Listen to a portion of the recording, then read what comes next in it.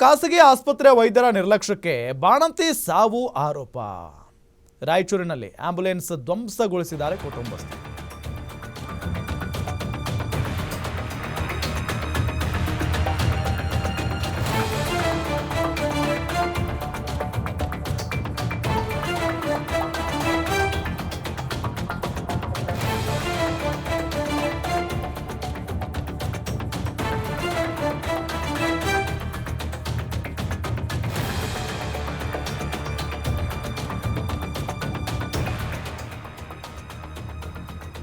ನೋಡಿ, ಖಾಸಗಿ ಆಸ್ಪತ್ರೆ ವೈದ್ಯರ ನಿರ್ಲಕ್ಷ್ಯಕ್ಕೆ ಬಾಣಂತಿ ಸಾವನ್ನಪ್ಪಿದ್ದಾರೆ ಅನ್ನೋ ಆರೋಪ ಇದೆ. ರಾಯಚೂರಿನಲ್ಲಿ ಆಂಬ್ಯುಲೆನ್ಸ್ ಅನ್ನ ಧ್ವಂಸಗೊಳಿಸಿದ್ದಾರೆ ಕುಟುಂಬಸ್ಥರು ಕೋಪದಿಂದ. ಮಸ್ಕಿ ಪಟ್ಟಣದ ಖಾಸಗಿ ನರ್ಸಿಂಗ್ ಹೋಮ್ ವಿರುದ್ಧ ಆಕ್ರೋಶ. ಖಾಸಗಿ ಆಸ್ಪತ್ರೆ ವೈದ್ಯರ ನಿರ್ಲಕ್ಷ್ಯಕ್ಕೆ ಬಾಣಂತಿ ಒಬ್ಬರು ಸಾವನ್ನಪ್ಪಿದ್ದಾರೆ ಅಂತ ಹೇಳಲಾಗ್ತಾ ಇದೆ. ಹಾಗಾಗಿನೇ ಸಿಟ್ಟಿಗೆದ್ದಂತ ಕುಟುಂಬಸ್ಥರು ಆಂಬ್ಯುಲೆನ್ಸ್ ಅನ್ನ ಧ್ವಂಸ ಮಾಡಿ ಹಾಕಿದ್ದಾರೆ.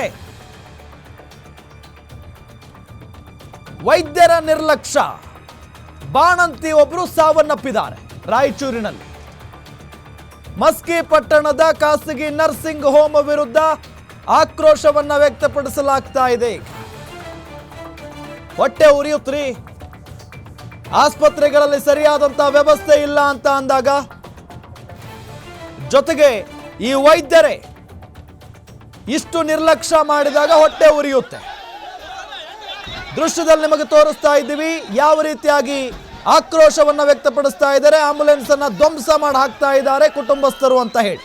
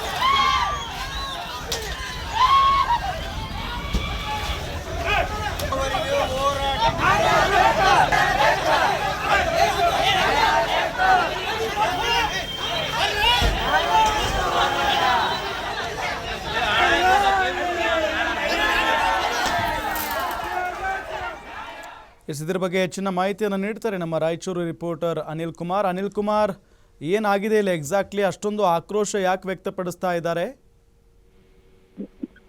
ರಾಮ್, ನಿಜವಾಗ್ಲೂ ಏನೋ ಒಂದು ಬಾಣಂತಿಯನ್ನ ಆಸ್ಪತ್ರೆಗೆ ಸರಿಯಾದ ಚಿಕಿತ್ಸೆ ನೀಡಿದರೆ ರಕ್ತಸ್ರಾವದಿಂದ ಸಾವನ್ನಪ್ಪಿರುವಂತಹ ಘಟನೆ ಹಿನ್ನೆಲೆಯಲ್ಲಿ ಆ ಕುಟುಂಬಸ್ಥರು ಒಂದ್ ರೀತಿಯಾಗಿ ಆಕ್ರೋಶಗೊಳ್ತಾ ಇದ್ದಾರೆ ಅಂತ ಹೇಳಬಹುದು. ರಾಯಚೂರು ಜಿಲ್ಲೆ ಮಸ್ಕಿ ತಾಲೂಕಿನ ಏನೋ ಒಂದು ಖಾಸಗಿ ಆಸ್ಪತ್ರೆ ನರ್ಸಿಂಗ್ ಹೋಮ್ ಅಲ್ಲಿ ನಡೆದಿರುವಂತಹ ಘಟನೆ ಆಗಿರುವಂತದ್ದು. ಈ ಹಿಂದೆ ಏನು 8 ದಿನಗಳ ಹಿಂದೆ ಅಷ್ಟೇ ಏನು ಮೃತ ಸಿದ್ದಮ್ಮ ಅನ್ನುವಂತ ಬಾಣಂತಿ ಮೊದಲ ಹೆರಿಗೆಗೆ ಅಂತಾನೆ ಅಲ್ಲಿ ಖಾಸಗಿ ಆಸ್ಪತ್ರೆಗೆ ಭೇಟಿ ನೀಡಿರ್ತಾರೆ. ಆ ಸಂದರ್ಭದಲ್ಲಿ ಆ ಖಾಸಗಿ ಆಸ್ಪತ್ರೆಯಲ್ಲಿ ಚಿಕಿತ್ಸೆ ಪಡೆಯುವಂತಹ ಸಂದರ್ಭದಲ್ಲಿ ಅವರು ಡೆಲಿವರಿ ಆದ ನಂತರ ಕೂಡ ಮನೆಗೆ ಯಾವುದೇ ಸಮಸ್ಯೆ ಇಲ್ಲ ಅಂತೇಳಿ ಮನೆಗೆ ಕಳಿಸ್ತಾರೆ. ಆ ಮನೆಗೆ ಕಳಿಸಿದಂತಹ ಸಂದರ್ಭದಲ್ಲಿ ಕೂಡ ಮತ್ತೆ ರಕ್ತಸ್ರಾವ ಆಗಿರುವಂತಹ ಹಿನ್ನೆಲೆಯಲ್ಲಿ ಮತ್ತೆ ಅದೇ ಆಸ್ಪತ್ರೆಗೆ ಕೂಡ ನಿನ್ನೆ ಅಷ್ಟೇ ಆ ಕುಟುಂಬಸ್ಥರು ದಾಖಲೆ ಮಾಡಿರುವಂತದ್ದು. ಆ ದಾಖಲೆ ಮಾಡಿದಂತಹ ಸಂದರ್ಭದಲ್ಲಿ ಅಲ್ಲೇ ಆಸ್ಪತ್ರೆಯಲ್ಲೇ ಜೀವ ಹೋದಂತ ಹಿನ್ನೆಲೆಯಲ್ಲಿ ಹೆಚ್ಚಿನ ಚಿಕಿತ್ಸೆಗಾಗಿ ಸಿಂಧನೂರು ಕಡೆ ತೆಗೆದುಕೊಂಡು ಹೋಗಿ ಅಂತೇಳಿ ಆಸ್ಪತ್ರೆಯಿಂದ ಆ ಕುಟುಂಬಸ್ಥರಿಗೆ ಒಂದು ಹೇಳಿರುವಂತದ್ದು. ಆಂಬುಲೆನ್ಸ್ ಕೂಡ ಮಾಡಿ ಆಮ್ಲಜನಕವನ್ನು ಇಟ್ಟು ಕಳಿಸಿದ್ದಾರೆ ಅಂತ ಹೇಳ್ತಾರೆ. ಆದ್ರೆ ಅಲ್ಲಿ ಸಿಂಧನೂರಿನಲ್ಲಿ ಸಂಪೂರ್ಣವಾಗಿ ಅಲ್ಲಿರುವಂತ ವೈದ್ಯರು ಹೇಳ್ತಾ ಇರುವಂತದ್ದು ಏನಂತಂದ್ರೆ ಆ ಮಹಿಳೆಯದು ಅಲ್ಲೇ ಅದೇ ಆಸ್ಪತ್ರೆಯಲ್ಲೇ ಒಂದು ಗಂಟೆ ಮುಂಚೆ ಕೂಡ ಇದು ಜೀವ ಹೋಗಿರುವಂತದ್ದು, ಇದರಿಂದಾಗಿ ಮೃತಪಟ್ಟಿದ್ದಾಳೆ ಅನ್ನುವಂಥದ್ದು ಅಲ್ಲಿರುವಂತ ವೈದ್ಯರು ಸ್ಪಷ್ಟಪಡಿಸಿರುವಂತದ್ದು. ಇದರಿಂದಾಗಿ ಆಕ್ರೋಶಗೊಂಡಂತ ಕುಟುಂಬಸ್ಥರು ಕೂಡ ಇವತ್ತು ಮುಂಜಾನೆ ಪ್ರತಿಭಟನೆಗೆ ಕೂಡ ಇಳಿದಿರುವಂತದ್ದು. ಆದ್ರೆ ವೈದ್ಯರು ಯಾವುದೇ ರೀತಿಯಾದಂತ ಆ ಸಮಸ್ಯೆಗಳನ್ನ ನಮ್ಮಲ್ಲಿ ಆಗಿಲ್ಲ ಅನ್ನುವಂತ ಹಿನ್ನೆಲೆಯಲ್ಲಿ ಸಂಪೂರ್ಣವಾಗಿ ಆಂಬುಲೆನ್ಸ್ ಅನ್ನು ಕೂಡ ಜಖಂ ಮಾಡಿ ಕಲ್ಲಿಂದ ಹೊಡೆದು ಎಲ್ಲ ಗ್ಲಾಸ್ಗಳು ಕೂಡ ಪುಡಿ ಮಾಡಿರುವಂತದ್ದು. ಇವಾಗ ಉದ್ವಿಗ್ನ ಪರಿಸ್ಥಿತಿ ಕೂಡ ಎದುರಾಗಿದೆ ಅಂತ ಹೇಳ್ಬೋದು ರಾಮು. ಒಂದು ಕಡೆ ಅಷ್ಟೊಂದು ಆಕ್ರೋಶ ವ್ಯಕ್ತವಾಗ್ತಾ ಇದೆ. ನಿಜ, ಇಲ್ಲಿ ವೈದ್ಯರು ಅಂತ ಅಂದರೆ ದೇವರು ಅಂತ ನಾವೆಲ್ಲ ಕರಿತೀವಿ. ಅಂಥ ವೈದ್ಯರೇ ಇಷ್ಟೊಂದು ನಿರ್ಲಕ್ಷ್ಯವನ್ನು ವಹಿಸಿದ್ದಾರೆ ಅಂತ ಅಂದರೆ ಅದಕ್ಕೆ ಕಾರಣ ಏನು? ಅಂದರೆ ವೈದ್ಯರು ಅಲ್ಲಿ ಇಲ್ವಾ, ಅಥವಾ ಈ ರೀತಿಯಾಗಿ ಚಿಕಿತ್ಸೆಯನ್ನು ಕೊಡಬಾರ್ದು ಅನ್ನೋ ಒಂದು ಮನಸ್ಥಿತಿನ ಅಥವಾ ನಿರ್ಲಕ್ಷ್ಯನ ಇದು? ನಿಜವಾಗ್ಲೂ ರಾಮು, ಏನು ಆ ಕುಟುಂಬಸ್ಥರು ಒಂದು ಜೀವವನ್ನು ಕಳ್ಕೊಂಡಿರುವಂತ ಹಿನ್ನೆಲೆಯಲ್ಲಿ ಸಾಕಷ್ಟು ಆಕ್ರೋಶ ಕೂಡ ಹೊರಗಾಕಿರುವಂತದ್ದು. ಯಾಕಂತಂದ್ರೆ ಇವತ್ತು ಸರ್ಕಾರಿ ಆಸ್ಪತ್ರೆಯಲ್ಲಿ ಸರಿಯಾದ ಚಿಕಿತ್ಸೆ ಸಿಗಲ್ಲ ಅನ್ನುವಂತ ಒಂದು ಆರೋಪಗಳು ಕೇಳಿಬರುತ್ತೆ. ಇದೇ ಕಾರಣದಿಂದಾಗಿ ಇವತ್ತು ಖಾಸಗಿ ಆಸ್ಪತ್ರೆಗೆ ಎಷ್ಟಾದ್ರೂ ದುಡ್ಡು ಹೋಗ್ಲಿ ಅನ್ನೋ ಕಾರಣದಿಂದಾಗಿ ಆ ಕುಟುಂಬಸ್ಥರು ಕಷ್ಟಪಟ್ಟು ಖಾಸಗಿ ಆಸ್ಪತ್ರೆಗೆ ಸೇರಿಸಿರುವಂತದ್ದು. ಮತ್ತೆ ತಾಯಿ ಮಗು ಒಂದು ಸುರಕ್ಷಿತವಾಗಿ ಮನೆಗೆ ಬರ್ಲಿ, ಇದು ಆರೋಗ್ಯವಾಗಿ ಸರಿಯಾಗಿ ಇರ್ಲಿ ಅನ್ನೋ ಕಾರಣದಿಂದಾಗಿ ಖಾಸಗಿ ಆಸ್ಪತ್ರೆಗೆ ಚಿಕಿತ್ಸೆಯನ್ನು ನೀಡಲು ಆ ಕುಟುಂಬಸ್ಥರು ಹೋಗಿರ್ತಾರೆ. ಆದ್ರೆ ಇಂಥ ಖಾಸಗಿ ಆಸ್ಪತ್ರೆಯಲ್ಲಿ ಕೂಡ ಇಂಥ ನಿರ್ಲಕ್ಷ್ಯ ಆಗಿ ಪ್ರಾಣಗಳು ಹೋಗ್ತಾವಂತಂದ್ರೆ ಯಾವ ರೀತಿ ಈ ವೈದ್ಯರು ನಮ್ಗೆ ಚಿಕಿತ್ಸೆ ನೀಡ್ತಾ ಇದ್ದಾರೆ ಅನ್ನುವಂತ ಕುಟುಂಬಸ್ಥರ ಒಂದು ಪ್ರಶ್ನೆ ಕೂಡ ಎಕ್ಸ್ಟ್ರಾ ಪ್ರಶ್ನೆ ಆಗಿದೆ ಅಂತಾನೆ ಹೇಳ್ಬೋದು ರಾಮ. ನಿಜ, ನೀವು ಹೇಳಿದಾಗೆ ಈಗ ಸರ್ಕಾರಿ ಆಸ್ಪತ್ರೆಯಲ್ಲಿ ಸರಿಯಾಗಿ ಟ್ರೀಟ್ಮೆಂಟ್ ಸಿಗಲ್ಲ ಅನ್ನೋ ಕಾರಣಕ್ಕೆ ಖಾಸಗಿ ಆಸ್ಪತ್ರೆಗೆ ಹೋದರೆ ಇಂಥ ಪರಿಸ್ಥಿತಿ. ಅಂದರೆ ಖಾಸಗಿ ಆಸ್ಪತ್ರೆಗೆ ಹೋದರೆ ಜೀವನೇ ಕಳ್ಕೊಂಡು ಬಿಡೋದ ಅನ್ನೋ ಪ್ರಶ್ನೆಯೂ ಕೂಡ ಮೂಡುತ್ತೆ. ಈಗ ಸಾವನ್ನಪ್ಪಿದಾರಲ್ಲ ಅವರು, ಎಲ್ಲಿಯವರು, ಅವರ ಕುಟುಂಬ ಏನು ಮಾಡ್ತಾ ಇತ್ತು, ಅದೆಲ್ಲದ್ರ ಬಗ್ಗೆ ಏನಾದರೂ ಮಾಹಿತಿ ಇದೆಯಾ? ರಾಮು, ಏನು ಅದೇ ಮಸ್ಕಿ ಪಟ್ಟಣದಲ್ಲಿ ಇರುವಂತಹ ಮೃತ ಸಿದ್ದಮ್ಮ ಕುಟುಂಬಸ್ಥರು ಕೂಡ ಆಗಿರ್ತಾರೆ. ಆದ್ರೆ ಒಂದು ಕೂಲಿ ನಾಲಿ ಮಾಡ್ಕೊಂಡು ಇವತ್ತು ಆ ಕುಟುಂಬಸ್ಥರು ಜೀವನ ಕೂಡ ನಡೆಸ್ತಾ ಇರುವಂತದ್ದು. ಆದ್ರೆ ಏನು ಹೆರಿಗೆಗಾಗಿ ಕೂಡ ಸಾಕಷ್ಟು ದಿನಗಳಿಂದ ಕೂಡ ಅವ್ರು ಕಷ್ಟಪಟ್ಟು ದುಡ್ಡನ್ನು ಕೂಡಿಟ್ಟಿದ್ರು. ಇದರಿಂದಾಗಿ ನಾವು ಖಾಸಗಿ ಆಸ್ಪತ್ರೆಯಲ್ಲಿ ಚಿಕಿತ್ಸೆ ಪಡೆದಿದ್ವಿ. 50,000 ರಿಂದ 60,000 ರೂಪಾಯಿ ಖರ್ಚಾಗುತ್ತೆ. ಆದ್ರೂ ಕೂಡ ನಾವು ಇಲ್ಲಿ ಖಾಸಗಿ ಆಸ್ಪತ್ರೆಯಲ್ಲಿ ತೋರಿಸ್ತೀವಿ ಅನ್ನುವಂತ ಕಾರಣದಿಂದಾಗಿ ಆ ಕುಟುಂಬಸ್ಥರು ಕೂಡ ಆ ಆಸ್ಪತ್ರೆಗೆ ಹೋಗಿರುವಂತದ್ದು. ಆದ್ರೆ 8 ದಿನಗಳ ಹಿಂದೆ ಕೂಡ ಸರಿಯಾದ ಒಂದು ಹೆರಿಗೆ ಕೂಡ ಆಗಿರುವಂತದ್ದು ಅವರಿಗೆ. ಆದ್ರೆ ಮನೆಗೆ ಬಂದಂತ ಸಂದರ್ಭದಲ್ಲಿ ರಕ್ತಸ್ರಾವ ಹೆಚ್ಚಾದಂತ ಹಿನ್ನೆಲೆಯಲ್ಲಿ ನಿನ್ನೆ ಕೂಡ ಮತ್ತೆ ಅದೇ ಆಸ್ಪತ್ರೆಗೆ ದಾಖಲಿಸುವಂತ ಸಂದರ್ಭದಲ್ಲಿ ಅಲ್ಲಿ ದಾಖಲೆ ಕೂಡ ಮಾಡ್ಕೊಂಡಿರ್ತಾರೆ. ಆದ್ರೆ ಹೆರಿಗೆ ಸಂದರ್ಭದಲ್ಲಿ ಏನು ರಕ್ತಸ್ರಾವ ನಿಂತಿತ್ತು, ಮತ್ತೆ ನಿನ್ನೆ ಮತ್ತೆ ಸಮಸ್ಯೆ ಆಗಿದೆ. ಆ ಹೆರಿಗೆ ನಂತರ ಇವಾಗ ನಿನ್ನೆ ಅವರು ಅದೇ ಆಸ್ಪತ್ರೆಯಲ್ಲಿ ಮೃತಪಟ್ಟಿದ್ದಾಳೆ ಅನ್ನುವಂಥದ್ದು ಒಂದು ಸ್ಪಷ್ಟಪಡಿಸಬೇಕಾಗಿತ್ತು. ಒಂದು ಬರೀ ಆಮ್ಲಜನಕ ನೀಡಿ ಆಂಬುಲೆನ್ಸ್ ಮೂಲಕ ಅವರನ್ನು ಬೇರೆ ಖಾಸಗಿ ಆಸ್ಪತ್ರೆಗೆ ರವಾನೆ ಮಾಡ್ತಾರೆ.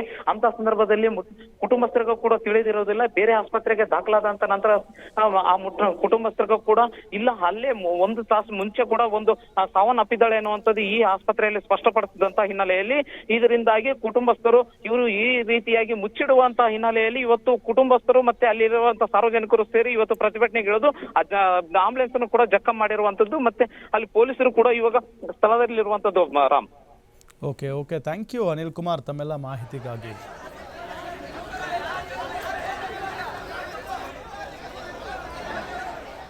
ಈಗ ಮೃತ ಬಾಣಂತಿಯ ಸಂಬಂಧಿಕರು ಪ್ರವೀಣ್ ಮಾತನಾಡಿದ್ದಾರೆ. ಅವ್ರು ಏನು ಹೇಳಿದ್ದಾರೆ ನೋಡೋಣ ಬನ್ನಿ.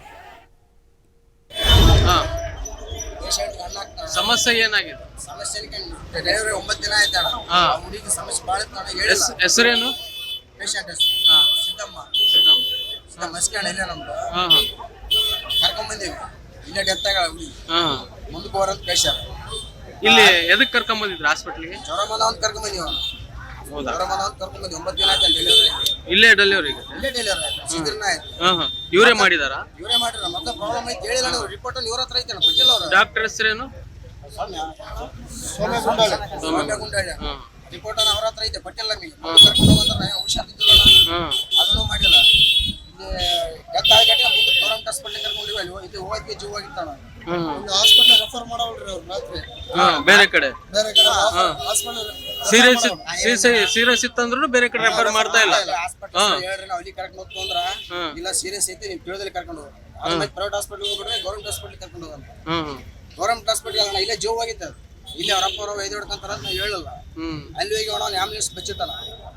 ಯಾರು ಬಚ್ಚಿಟ್ಟಾರ? Ambulance owner ಮಲಣ್ಣ.